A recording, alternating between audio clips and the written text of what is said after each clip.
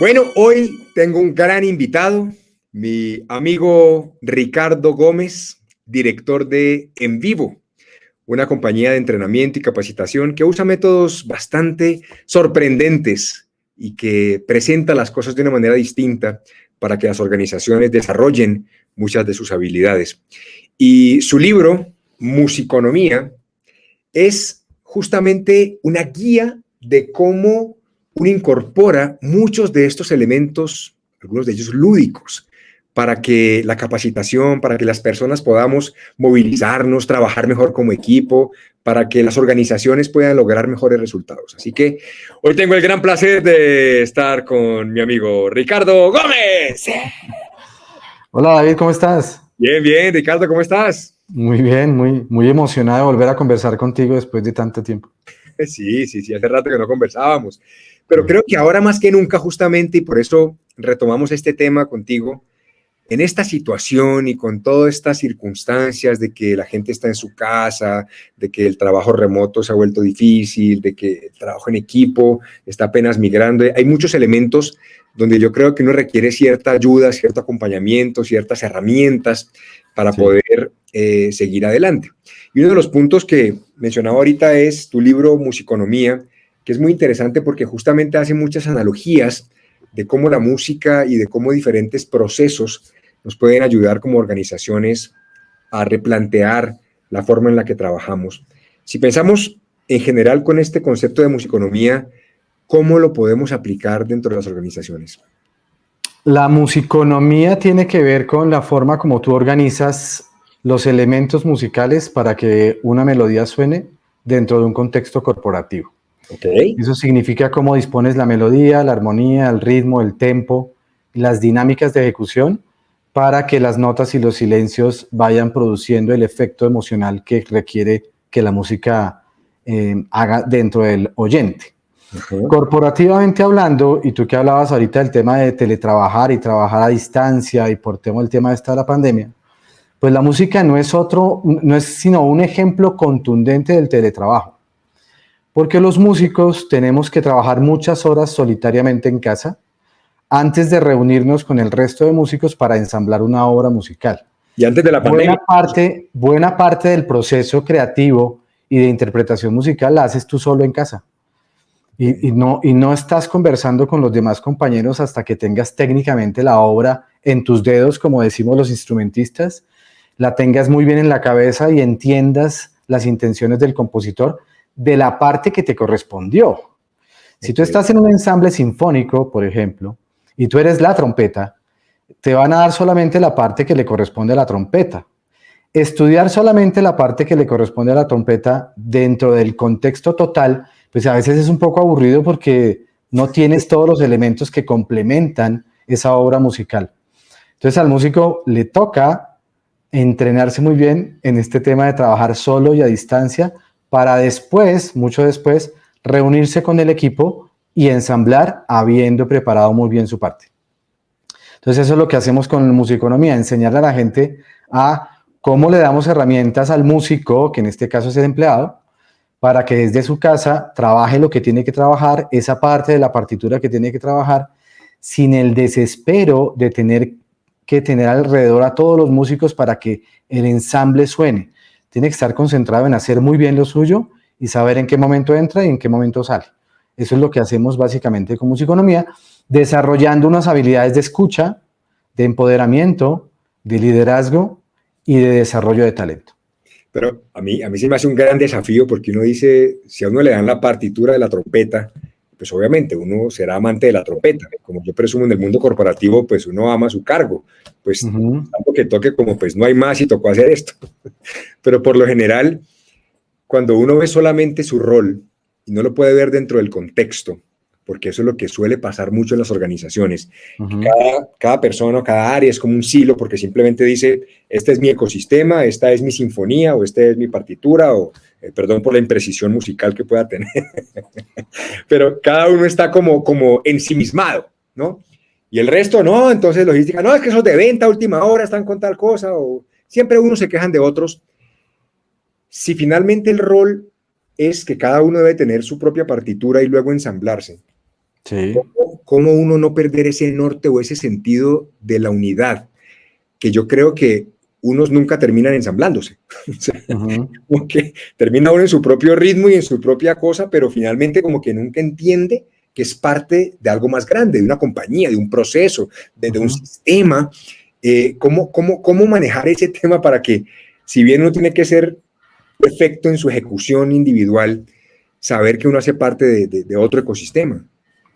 Desde la música hay dos elementos que son clave para responder a tu pregunta. Un primer elemento de uno irse a su casa y estudiar la partitura es entender muy bien el motivo de la obra musical.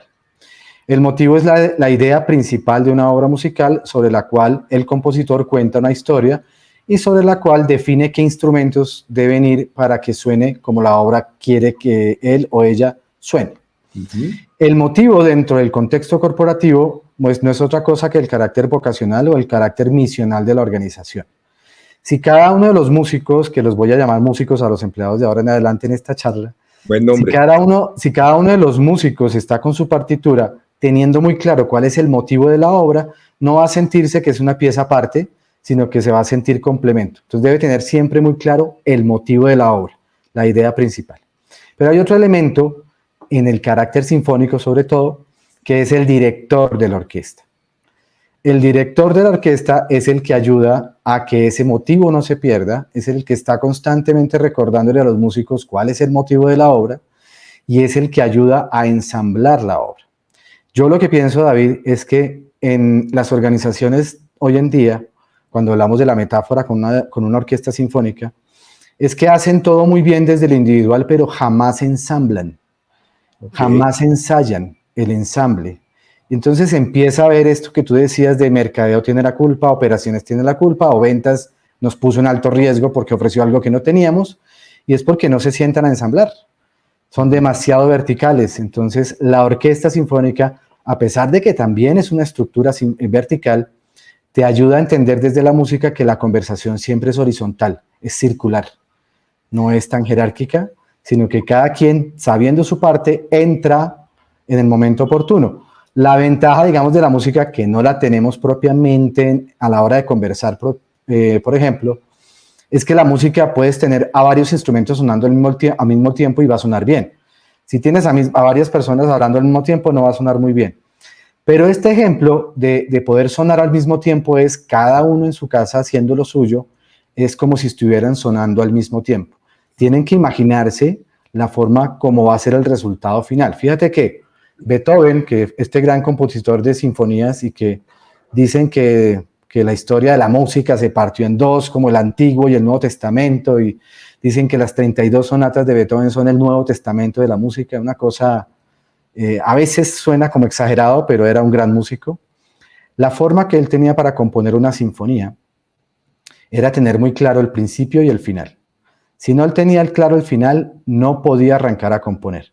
Entonces podría demorarse desde meses hasta años en componer una sinfonía. Por ejemplo, la 9ª sinfonía se demoró más o menos 8 meses en componerse, pero la 5ª se demoró 4 años. ¿Por qué? Porque mientras no tuviera claro el norte y el conjunto completo, no podía componer. Y esto mismo creo que sucede en las organizaciones. Muchas personas no tenemos claro el norte de la organización y actuamos casi que por inercia. Y ahí yo creo que hay varias analogías, Ricardo, por ejemplo, cuando hablabas de que cada músico, por más que trabaje individualmente, debe tener clara la idea de la composición, cuál es este norte, que uno lo puede asociar en las compañías como esta misión, como este propósito, como para qué estamos todos acá. Sí. Y el segundo rol, el del director, de orquestar la gente, también pasa, porque si uno no está liderando un proceso, y yo lo vivo mucho, por ejemplo, en temas de servicio al cliente, de crear experiencias, donde si no es el líder quien realmente distribuye equitativamente y soporta en todas las áreas, pues hay anarquía, porque alguna va a decir, a mí eso no me parece, el jefe no me ha dicho nada. Entonces, esto que a veces uno pensaría que es como tan evidente, no siempre es tan evidente, y es lo que permite que al final de pronto es esta última milla la que nos está faltando, de que cada uno hace un trabajo individualmente bien, o como área, como persona o empleado, pero creo que en esta sincronización falta mucho. Y ahí es donde conversábamos antes de esta entrevista, una iniciativa que justamente para tratar de resolver este tema has desarrollado con todo tu equipo, que se llama Enjambres. Sí. Enjambres, además me parece chéverísimo el nombre, porque representa mucho todo este trabajo en equipo y esta coordinación. Si finalmente lo que nos hace falta un poco es esta interconexión entre áreas y trabajar más como un enjambre, ¿cuál es este principio, esta filosofía, o digamos en qué te has basado un poco para que esto las organizaciones puedan transmitirlo, comunicarlo y llevarlo a la práctica? ¿De qué se trata todo este concepto de enjambres? Cuando yo era docente de administración de empresas en la Universidad Sergio Arboleda, en el año 2007, llegó a mis manos uno de los ejemplares de la revista National Geographic. Y pues eso que llega a las manos de uno, como cuando uno está en una peluquería esperando turno, entonces empecé a hojearla. No hay más, me tocó. Sí, tal, así fue, tal cual. O sea, ahora te preguntarás qué hace una revista National Geographic en una peluquería, pero pues ahí estaba. A alguien se le quedó. Entonces me puse a hojearla mientras esperaba mi turno y me encontré con un artículo que se llamaba La teoría de los enjambres. Y me pareció muy interesante el nombre y empecé a leerlo. Entonces resulta que se habla de teoría de los enjambres porque hay muchos científicos explorando cómo funciona un enjambre, como de los caribús, las hormigas, las abejas, los cardúmenes de peces, todo ese tipo de cosas cuando trabajan colectivamente, porque se basa en analizar la inteligencia colectiva. Y ahí, en ese artículo hablaban de cómo tenían las abejas, sobre todo, y las hormigas, un sistema de comunicación prácticamente perfecto, que después del ser humano, que no es perfecto, pero es uno de los más complejos de la naturaleza, después del sistema de comunicación del ser humano, las abejas tenían un sistema de comunicación de mucha precisión. Eso era por un lado. Y por el otro lado, cada uno de los miembros del enjambre sabía muy bien cómo hacer lo suyo. Y estaban en constante ejecución de estar ensamblando, ahorita que hablábamos de la orquesta.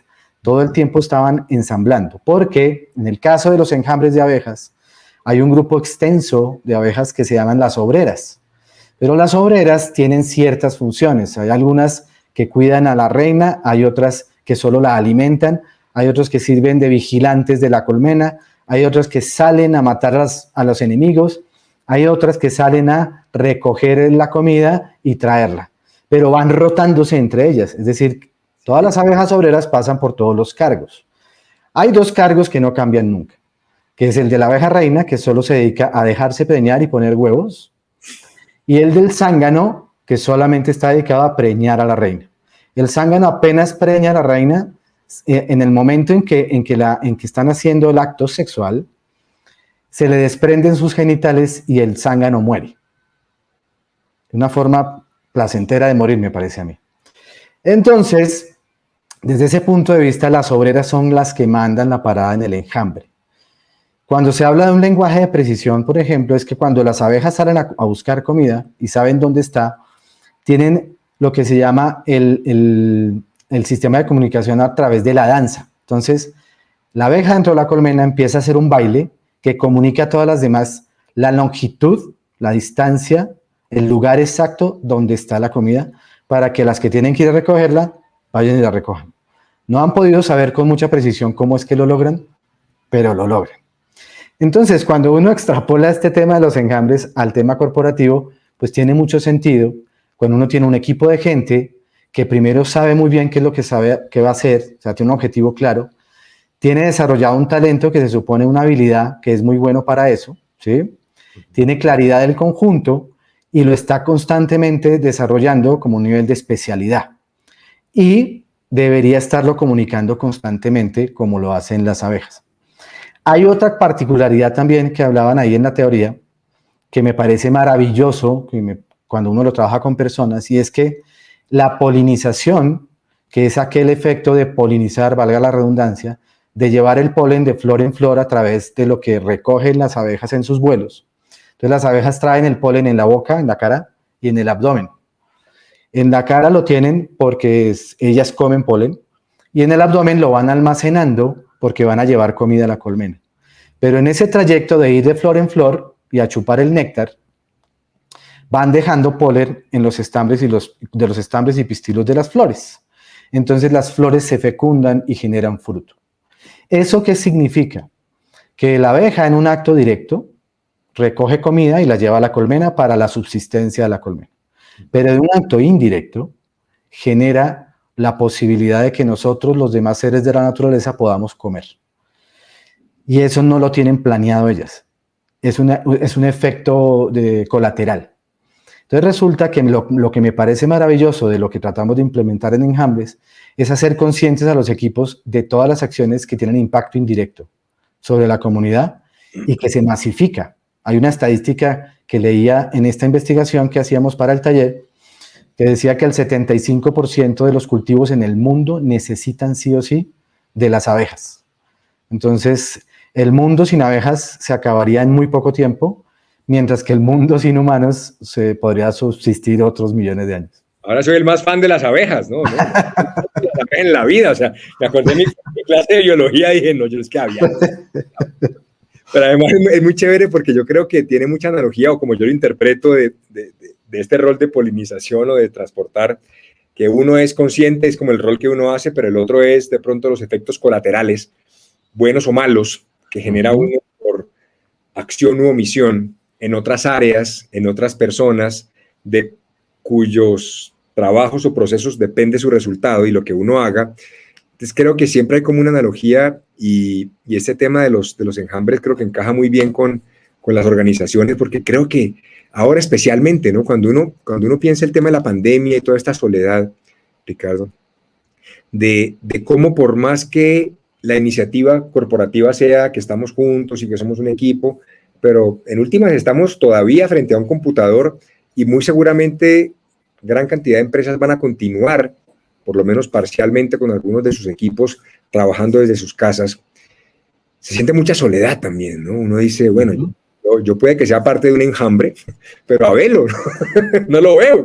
Claro. Pues sí, uno como que se conecta, pero finalmente, ¿cómo uno puede tratar de sentirse parte de esta colmena estando frente a una pantalla?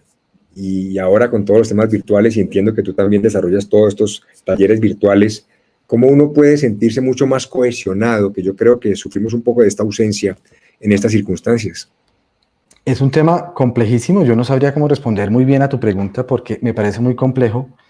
Desde mi experiencia como entrenador en la línea virtual, pues esta soledad que uno siente de saber que el público sí está ahí, pero no responde, no lo puedes ver, no lo puedes sentir, no puedes interactuar tan fácil, pues uno sí se va sintiendo como medio acongojado y medio abandonado. ¿Sí? Sí, cada 10 minutos, ¿me oyen? ¿Están allí? ¿Están allí? Sí, esa necesidad de sentir una retroalimentación, y eso lo que nos marca es que nosotros somos seres que necesitamos retroalimentación constante y en muchas ocasiones retroalimentación inmediata.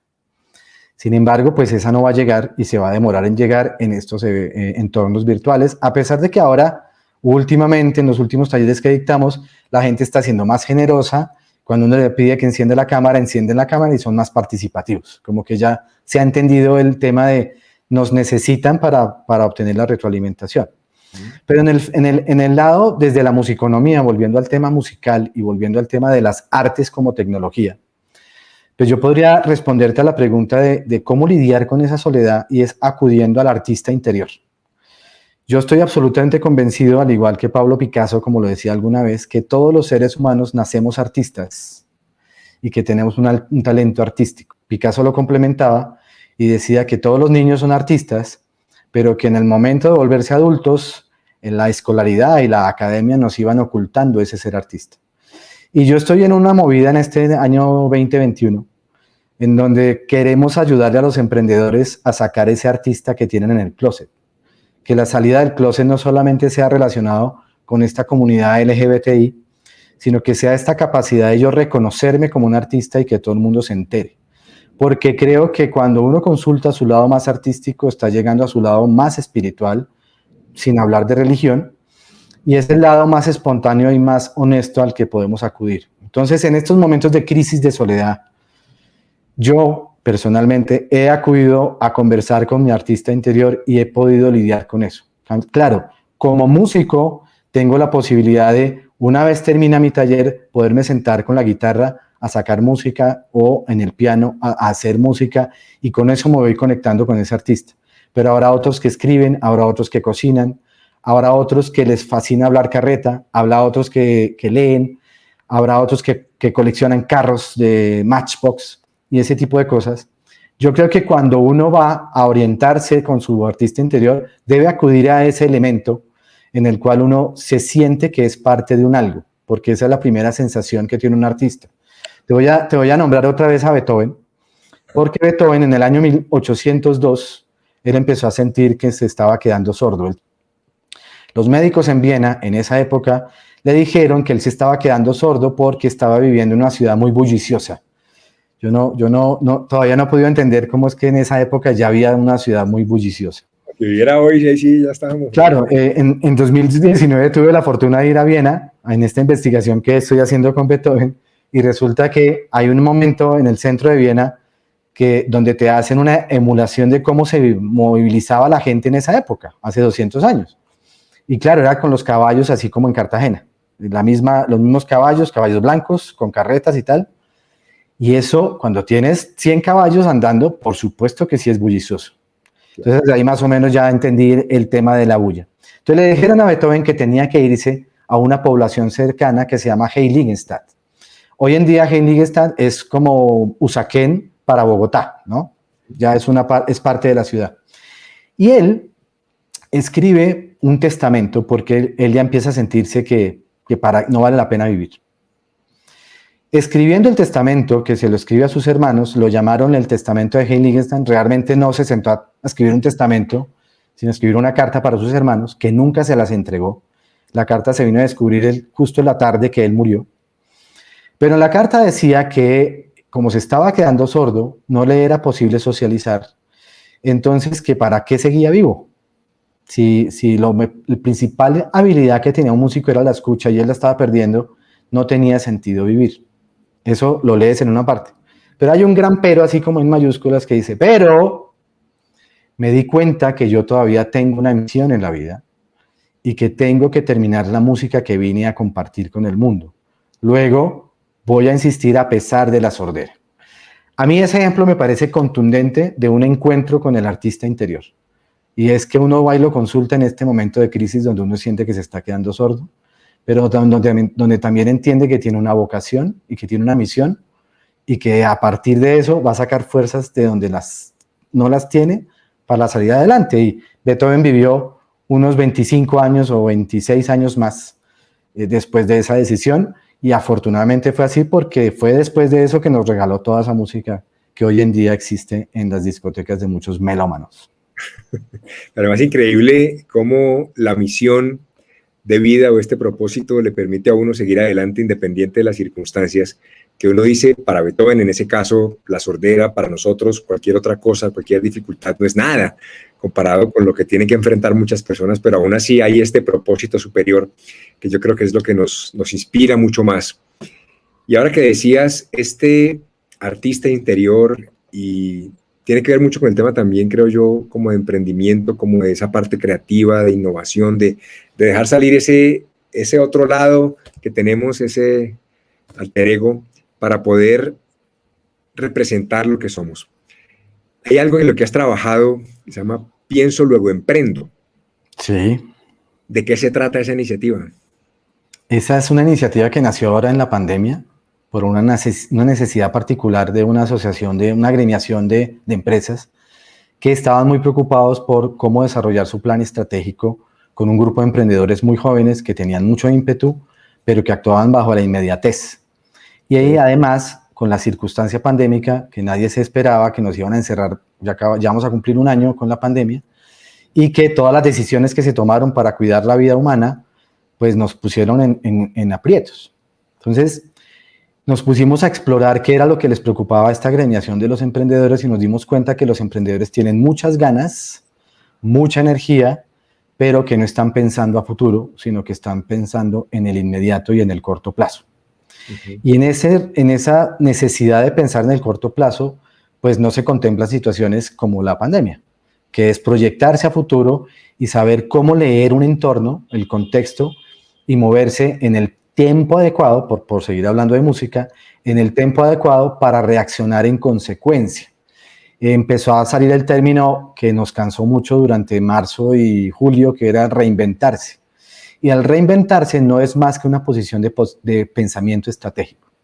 Entonces el taller lo que busca es incentivar a través de la improvisación de teatro, improvisación musical, la improvisación desde la cocina, el gran uso de los recursos y escenarios ficticios, estimular ese pensamiento que desde lo absurdo podemos llegar a encontrar para ver posibilidades y ver formas de reaccionar. Como necesitamos incentivar el pensamiento, pero el pensamiento no es otra cosa que pensar, entonces teníamos que motivar el actuar. Y ahí nos fuimos a esa frase de Descartes que decía, pienso, luego existo, y nosotros dijimos, ok, existimos, pero existiendo no hacemos mucho, tenemos que ir haciendo cosas.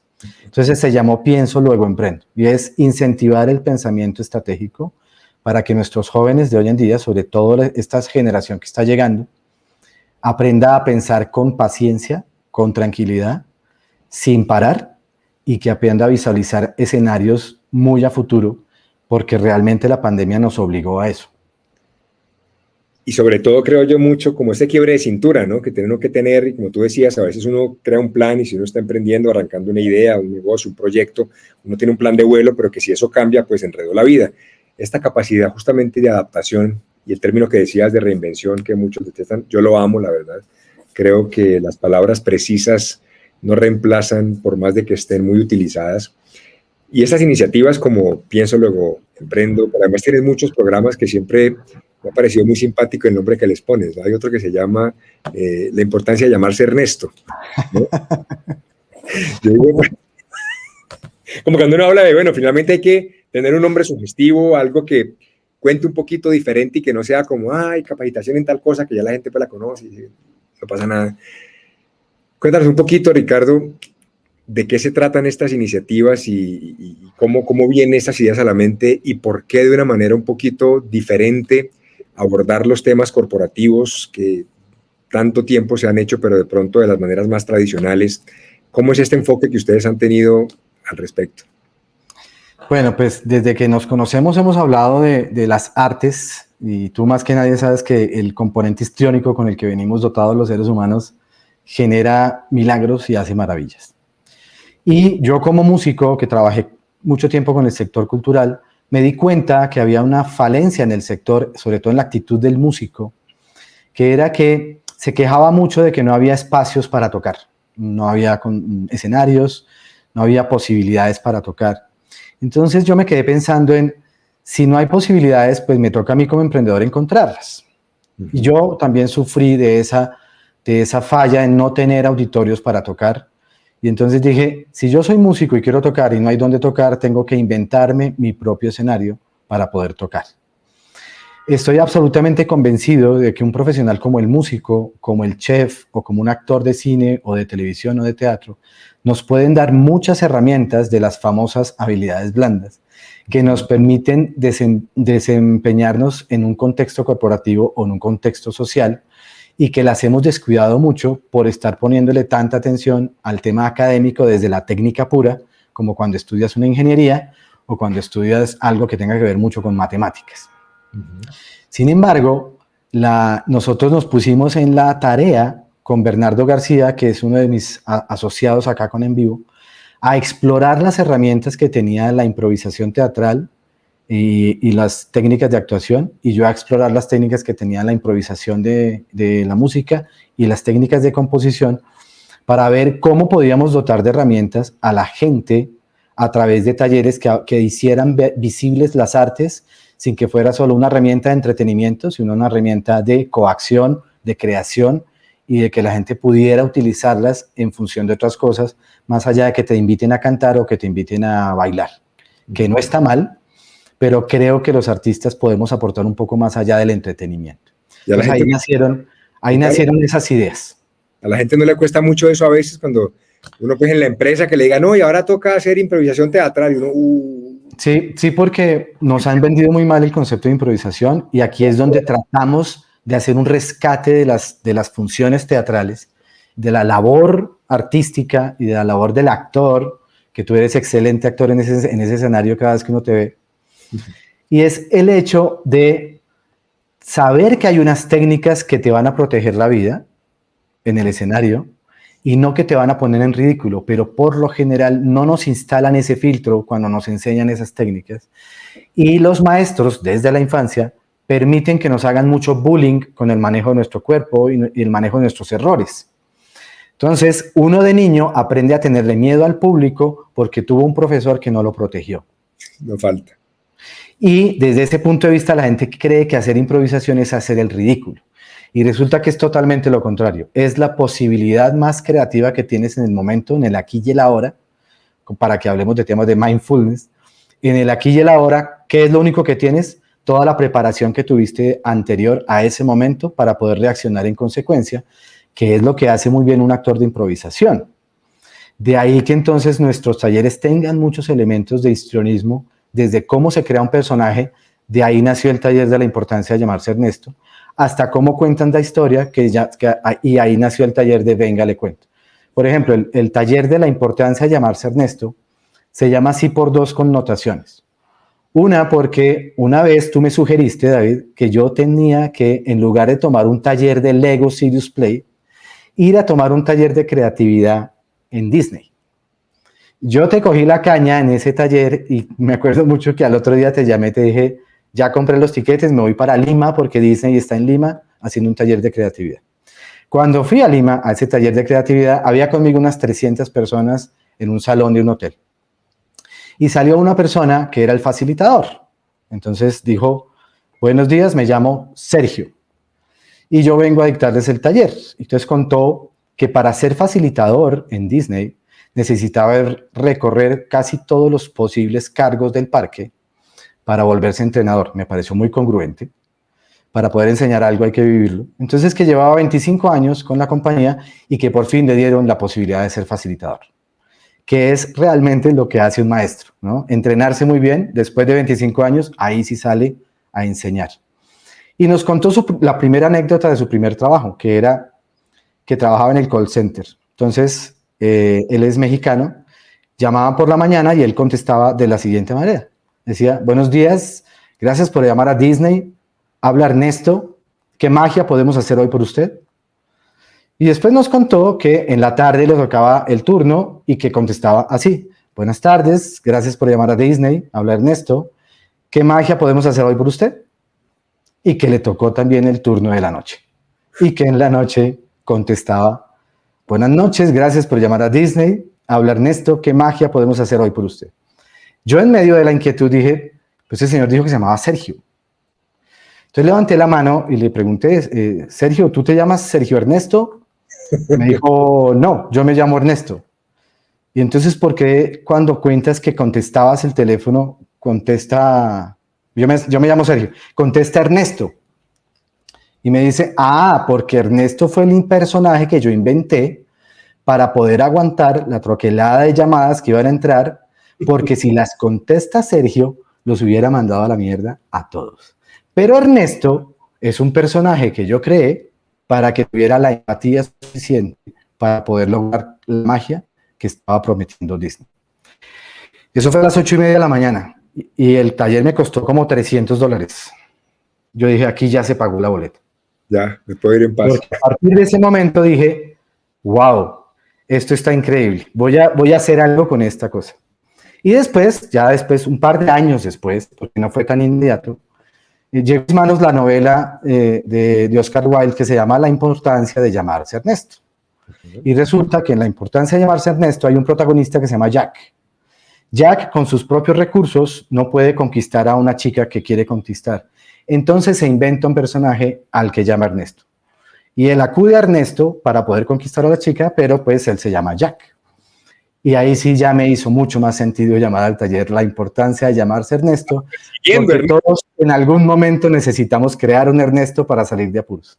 Mira, qué linda analogía. Yo creo que es parte de lo que siempre ha caracterizado mucho toda tu filosofía y cómo transformar muchas realidades de una manera entretenida y sobre todo que la gente conecte.